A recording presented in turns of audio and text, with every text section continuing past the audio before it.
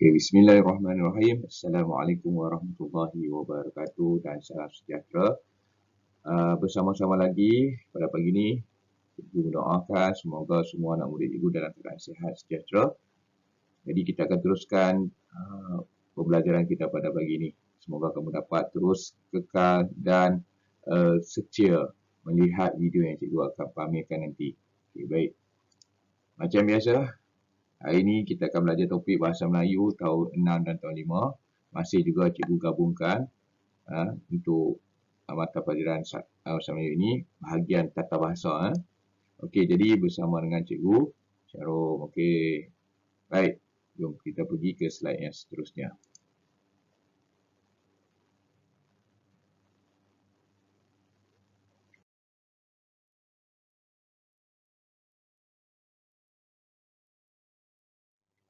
Okey, baik. Slide ni, itu Cikgu cuma nak imbas balik. Minggu lepas, Cikgu dah terangkan tentang kata ganti nama diri, iaitu yang ada 3 kategori, iaitu yang pertama, yang kedua dan yang ketiga. Okey, dalam kategori itu juga, pada slide yang pertama, Cikgu dah nyatakan beberapa kata ganti nama diri yang kita perlu belajar. Iaitu kita dah belajar kata ganti nama diri, kemudian kita akan belajar kata ganti nama tempat, tanya, tunjuk dan juga tak tentu. Jadi yang lagi 4 tu, yang satu dah Cikgu masukkan dalam video yang minggu lepas. Jadi pada pagi ni kita belajar yang keempat-empat itu dalam satu slide. Okey, mari kita sama-sama tengok. Okey, topik yang pertama pada pagi ni ialah kata ganti nama diri singkat. Okey, apa dia kata ganti nama diri singkat? Iaitu digunakan untuk menggantikan nama manusia juga. Okey, jadi dia memang dah kata ganti nama, kita nak kata ganti nama kepada manusia. Dia juga ditulis secara bercantum. Okey, mari kita tengok contoh. Okey. Murid-murid boleh tengok contoh. Okey, kat di sini cuba kamu lihat kata ganti nama diri singkat. Ada 4. 1, 2, 3, 4. Iaitu ku, kau, mu, nya. Ku ni daripada perkataan aku. Kau ni engkau. Manakala mu ialah kamu. Nya dasar daripada dia ataupun ia. Okey, cuba lihat penggunaannya. Ku ni boleh dicantumkan di hadapan dan di belakang perkataan. Okey, ku ni boleh dicantumkan di hadapan dan di belakang. Merujuk kepada orang diri yang pertama. Okey, cuba kita tengok contoh ayat untuk ku. Yang pertama, pemberian ini akan ku jaga dengan baik. Nampak tak? Ku ini berada di depan perkataan. Okey, kita tengok contoh yang kedua. Hatiku sungguh gembira. Ku ini berada di belakang perkataan pula. Bermaksud ku ni boleh dicantumkan di hadapan dan juga di belakang. Okey, kita tengok contoh yang ketiga. Janganlah kau merayu padaku lagi. Ini contoh untuk penggunaan ku. Okey, mari kita tengok kau. Kau pula dicantum di hadapan perkataan. Merujuk kepada orang diri kedua. Jadi kau ni banyaknya dicantum di hadapan. Okey, contoh ayat adik-adik boleh tengok dekat yang cikgu tunjuk ni. Tidakkah kau merasa menyesal? Nampak? Yang cikgu hitamkan ini adalah kata ganti nama diri singkat. Okey, jangan kau ulangi perbuatan itu. Dan contoh ketiga, novel ini hendaklah kau pulangkan segera. Okey, ini contoh-contoh penggunaan kata singkat kau. Okey, mari kita tengok yang ketiga, mu. Dicantumkan di belakang perkataan juga. Merujuk kepada orang diri yang kedua. Jadi, kau dan mu ni merujuk kepada diri yang kedua. Okay, kita tengok contoh. Ya Allah, kepadamu akan ku berserah. Ni kita nak bercakap dengan Tuhan. Kita nak berdoa kepadanya. Kita membahasakan dirinya mu kan. Kamu ni lebih rapat daripada kita. Aku tidak menyangka begitu mulia hatimu. Contoh. Okey. Dan kita tengok kepada yang keempatnya, iaitu menggantikan perkataan dia ataupun dia tadi. Dicantumkan juga di bahagian belakang perkataan, tetapi merujuk kepada orang yang ketiga. Okay, contoh peristiwa itu mengganggu fikirannya. Harapannya untuk menjadi ketua pasukan tidak kesampaian. Okey, kita nak merujuk kepada orang yang ketiga. Bukan diri kita ataupun bukan orang yang kedua, tapi orang yang ketiga. Okey. Baik, dekat itu saja contoh kata ganti nama diri singkat. Jom kita pergi ke slide yang seterusnya.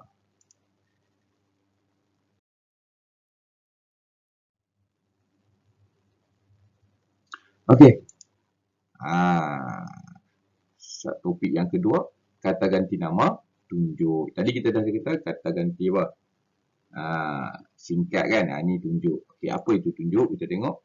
Digunakan untuk menunjukkan manusia, benda, haiwan dan tempat. Ada dua kata ganti tunjuk, iaitu ini, itu. Ini, itu. Okey. Mari tengok contoh. Okey. Kata ganti nama tunjuk ada dua, iaitu apa? Ini, itu. Okey, bagaimana kita nak guna ini, itu? Di sini ada penggunaan dia. Ini menunjukkan hampir atau dekat. Hampir, itu dekat contoh. Hampir. Kita tengok contoh ayat. Simpan buku ini dengan baik. Kasut hitam ini kepunyaan adik lelaki saya. Pemuda inilah yang menolong saya tempoh hari. Menunjukkan orang yang dekat dengan kita. Benda yang dekat dengan kita. Ini. Okey. Manakala itu menunjuk ke keadaan yang jauh. Rumah kayu di tepi jalan itu beratap nipah. Rumah tu kita duk tunjuk. Kucing peliharaannya itu bernama si Tompok. Dan contoh yang ketiga, di kawasan longgokan sampah itu terdapat banyak lalat. Jadi nak beza senang. Ini dekat, itu jauh. Contoh kamu nak bahasa, okey, Ali berada dekat dengan saya. Itu rumah Ali. Ini rumah saya, itu rumah Ali. Contoh, dia nak tunjuk perbezaan hampir dan dekat. Ingat, ini dekat, itu jauh. Okey. Jadi cikgu harap kamu faham. Beza senang. Kata nanti nama tunjuk ada dua, iaitu ini, itu. Okey, settle. Kita tengok slide yang seterusnya.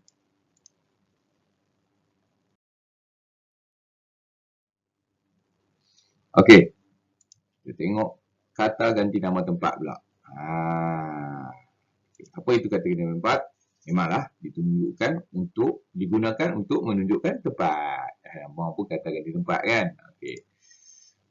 Kata ganti nama tempat tersebut ialah sini, sana, situ. 3 warik. Sini, sana, situ. Sini, sana, situ. Sinun tak ada. Okey. Ini contoh penggunaan kata ganti nama tempat. Okey. Yang pertama, kita tengok sini. Bagaimana kita nak gunakannya? Dia menunjukkan dekat ataupun hampir. Macam tadilah, ini. Ni sini. Ni di tempat. Ini tu nak tunjuk macam-macam benda. Boleh kan? Ni nak tunjuk tempat saja. Lokasi sesuatu. Contoh ayat kita tengok.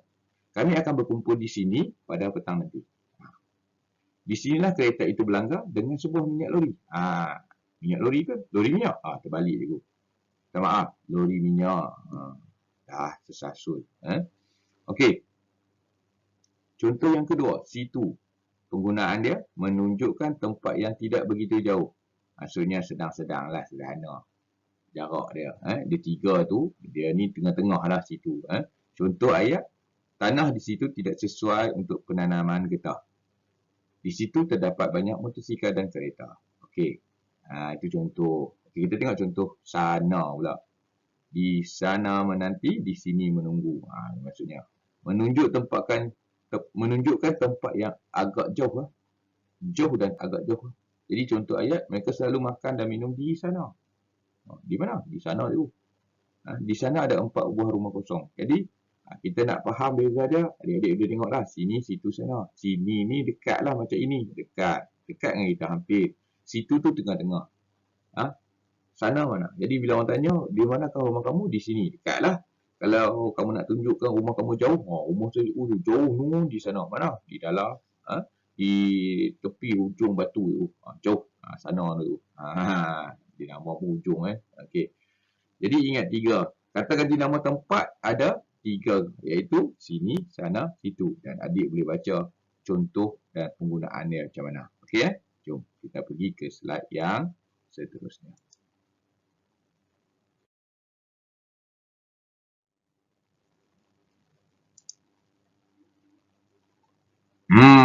Kita tengok kata ganti nama tanya. Okey, kalau kamu lihat pun dah namanya tanya.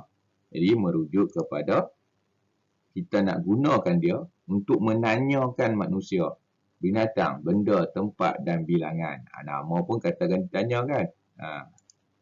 Okey, sekiranya kata ganti nama diri tanya ini digunakan pada permulaan ayat, kata penegas atau partikel kah mesti digunakan. Okey. Ini selalu cikgu terapkan. Ingat, Kata ganti nama tanya ni, bila kita nak gunakan kata tanya, nak menanyakan kata nama tanya ni, apabila penggunaan tu berada di hadapan, dia mesti menggunakan partikel kah. Okey, lagi kita tengok contoh dia. Okey, manakala pada akhir ayat pula perlu digunakan tanda soal. Ini wajib lah. Wajib, tanda soal ni wajib. Bila kita buat ayat tanya, mesti ada tanda soal di belakang. Dan juga mesti gunakan partikel kah ataupun tidak. Okey. Ini contoh dia. Okay, adik-adik boleh baca. Okey, pertama kita tengok apa. Untuk menanyakan benda atau haiwan. Kita tak boleh guna untuk orang. Selalu kita silap, apa nama kamu? Apakah nama kamu? Apakah nama kamu? Salah tu. Jadi kita biasakan diri kita menggunakan apa ini merujuk kepada benda ataupun haiwan. Okey, contoh kita tengok dulu. Nampak contoh dia bagi. Nombor 1, dia bagi apakah nama binatang itu. Okey, apakah ini? Apabila kata tanya itu berada di hadapan, kita guna partikel kah. Mesti guna partikel kah. Kita tak boleh kita apa nama binatang itu. Okey. Yang kedua kita tengok di dalam kotak itu apa. Okey, kita boleh lihat kedudukan kata tanya ini. Apa ni berada di belakang. Jadi dia tak perlu kah. Ni macam contoh dia. Dia boleh beza. Cikgu harap dapat beza. Bila nak buat ayat nanti, cikgu kata, okey, buat ayat di mana tidak ada partikel kah. Adik-adik kena buat macam ni, nombor 2. Kalau ada partikel kah, adik-adik kena buat macam nombor 1. Okey, kita tengok kepada siapa. Okey, tadi cikgu dah terang. Apa untuk nama benda ataupun binatang. Kita nak tanya. Okey, siapa ini memang istimewa, special. Dia hanya untuk menanyakan orang. Gunakanlah siapa. Jangan guna apa. Ini siapakah yang mengambil pen saya? Contoh di sini. Siapakah yang mengambil pen saya? Dan contoh bagaimana partikel kah tiada? Orang yang berbaju merah itu siapa? Jadi ingat, nampak? Itu dia, beza dia. Jadi ingat, siapa ini tak ditanya kucing tau.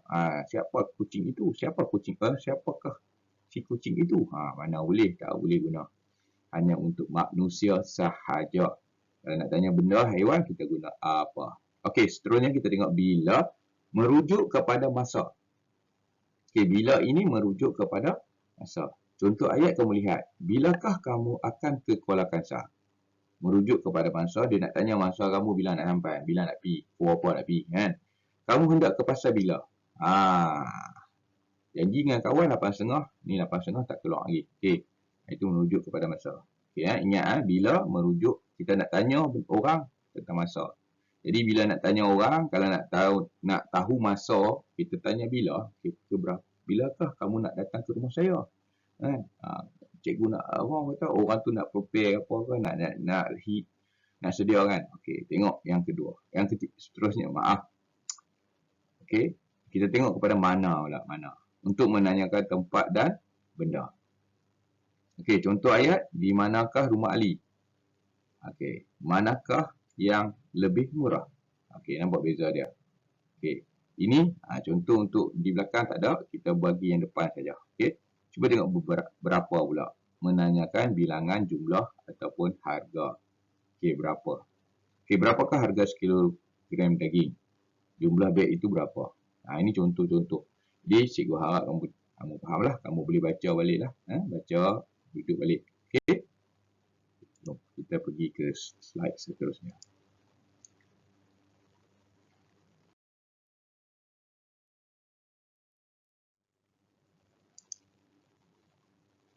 Okey.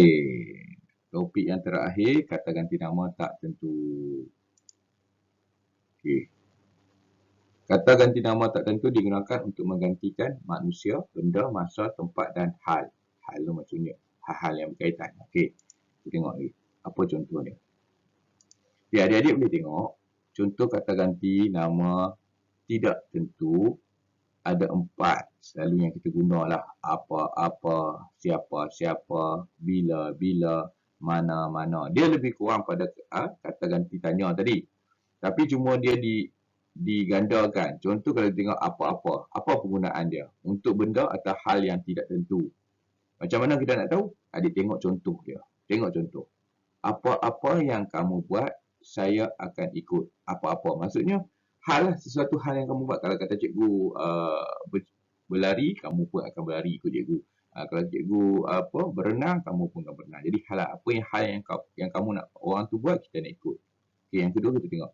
Tidak ada apa-apa di dalam kotak. Menunjukkan sesuatu benda tak ada. Kosong. Benda apa. Saya pergi rumah dia. Apa-apa pun tak ada, cikgu. Saya pergi rumah dia. Apa-apa pun tak ada. Dia tak bagi apa pun kat saya. Jadi saya balik kosong. Contoh tak ada apa. Itu penggunaan apa-apa. Okay, kita tengok siapa-siapa. Okay, jadi kalau ayat tanya tadi, kalau kata ganti tanya tadi pun, siapa ini merujuk kepada manusia. Jadi, sama juga dengan tak tentu. Menggantikan nama manusia juga. Okay, kita lihat contoh. Sesiapa sahaja boleh datang ke seminar itu. Okey. Menunjukkan kepada siapa boleh. Manusia boleh. Yang nama manusia tu boleh lah. Yang bukan manusia, macam haiwan, tak boleh lah masuk. Okay. Siapa-siapa yang tidak menyiapkan tugasan akan dikenakan tindakan. Ini contoh-contoh. Kalau kamu tak siap kerja cikgu nanti, kena tindakan. Boleh nyanyi lagu. Okey. Okey, baik. Kita tengok seterusnya kata ganti. Tidak tentu. Bila-bila. Menggantikan masa. Sama ada tadi, cuma digandakan saja. Digandakan perkataan bila ni. Jadi kata ganda penuh. Okey, kamu boleh membuat tempahan bila-bila masa yang kamu suka. Okey. Bila-bila saja dia akan sampai. Kita nak merujuk, kita tak tahu masa yang dia sebenarnya sampai, kita merujuk. Okay. Bila orang tanya, okay, bila Cikgu Syarul nak sampai? Bila-bila masa dia akan sampai ke kelas kita. Contoh. Maksudnya, kamu pun tak tahu secara terperinci, pukul berapa dia nak, cikgu tu nak sampai. Itu contoh, kita gunakan bila-bila. Kerja kamu bila nak siap? Bila-bila cikgu. Dan saya siap. Habis, jam. Tepuk dia. Jangan macam tu. Kerja kita bagi siap. Kerja semua cikgu kita bagi siap. Okey, akhir sekali, mana-mana. Untuk menggantikan hal atau tempat. Okey, contoh ayat. Kita tengok. Saya tidak ke mana-mana petang ni. Saya relax rumah tu. Lepak rumah. Stay at home. Sebab apa? Wabak COVID-19 ni masih ada. Okey, nombor 2. Kamu boleh pilih mana-mana yang kamu suka. Ini ayat biasa. Kalau pergi kedai dengan mak ayah, pergi masuk supermarket, lalu-lalu kat belah tempat yang kita suka, mak kamu tak. Okey, kamu boleh pilih mana-mana yang kamu mahu. Ayat tu best. Semua nak pilih. Satu pasar raya tu kita ambil. Jam mak. Tu dia terduduk. Ayat ni tak boleh guna. Bahaya. Boleh. Maksudnya yang ni bila ada orang yang bermurah hati nak belanja kamu, bila dia kata kamu boleh pilih mana-mana yang kamu suka tu, pilihlah yang suka dan yang berpatutan. Jangan nak balas. Kita nak ambil semua kan. Apa orang Penang kata balas semua. Gila. Naya orang tak naya. Itu orang Penang. Okey, jadi cikgu harap pagi ni. Jadi kita, cikgu harap kamu dapatlah mengikuti kelas cikgu pada pagi ni dengan baik. Jadi tonton selalu tak apa. Bagi faham. Biar dengar celoteh cikgu kan. Apa rindu kan. Okey. Jadi takat darjah tu pada hari ni. Jadi cikgu harap kita akan jumpa lagi lah pada hari yang seterusnya. Okey, selesai sesi pembelajaran kita pada pagi ini. Terima kasih bagi yang sudi mendengar celoteh cikgu. Cikgu mohon maaf sekiranya ada kekurangan. Cikgu masih nak cuba orang kata yang terbaik untuk bagi kamu faham. Jadi cikgu akan sediakan dulu iaitu tata bahasa. Senang, tata bahasa kita kukuhkan tata bahasa. Lepas tu kita akan mulakan dengan topik-topik yang lain yang lebih suka. Jadi kita mulakan topik bahasa iaitu tata bahasa lebih mudah. Jadi, cikgu harap kamu sentiasalah laksanakan tugas-tugas yang cikgu bagi. InsyaAllah lepas slide video ni, yang bila cikgu dah bagi slide video ni, cikgu akan upload Google Form, quiz dalam tu, jawab elok dalam quiz lah. Okay? Dan kamu boleh orang kata, asahkan minda kamu. Okay? Itu yang penting. Jadi, semoga video ini dapat memberi manfaat kepada kamu semua dan cikgu mendoakan supaya kamu dalam keadaan sihat bersama dengan keluarga kamu. Jadi cikgu harap itulah.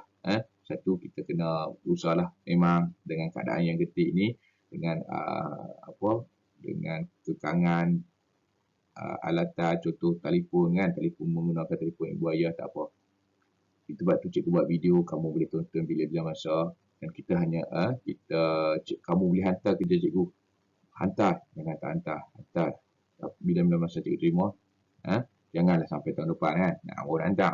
Maksudnya minggu hari ni, Isnin, Jadi kamu buat, kamu boleh hantar saya hari Selasa, Rabu ataupun Khamis, insyaAllah. Tapi sebab selepas hari ini pun ada lagi subjek lain kan. Jadi cikgu harap dapatlah kamu bahagi masa yang secukupnya. Okey? Jaga diri elok. Assalamualaikum warahmatullahi wabarakatuh dan jumpa lagi di lain topik. Jangan lupa like dan subscribe. Okay, salam. Bye.